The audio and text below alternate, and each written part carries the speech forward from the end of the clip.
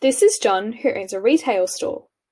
Although John is the sole proprietor of his retail store, he needs to be careful when recording the financial activities of his business, as these must be kept separate from his personal financial activities.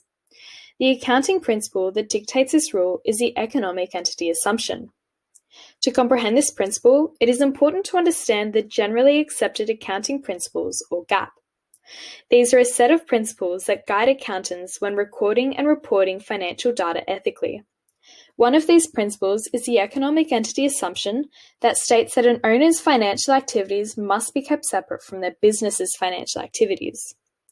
Expenses such as rent, stock, and wages are expenses incurred by the business rather than the business owner, and should therefore be included on the business's financial statements. However, some sole proprietors use their business to pay for their financial activities for various reasons.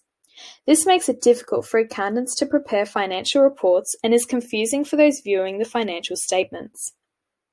For example, John transports stock from the warehouse to his store every week.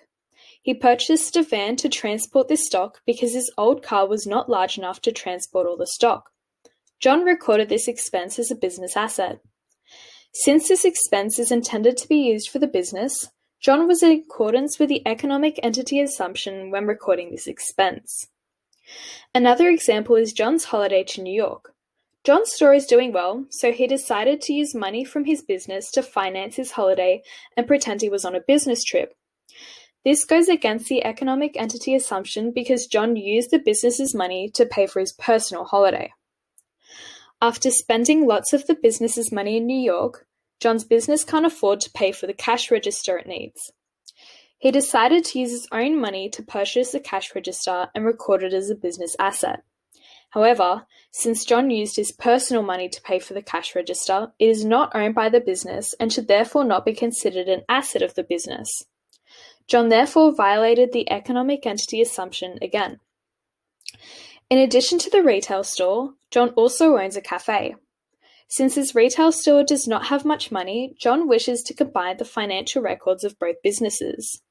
However, the economic entity assumption also states that businesses are separate entities and the financial activities of one business should therefore not affect those of another business, despite both businesses having the same owner.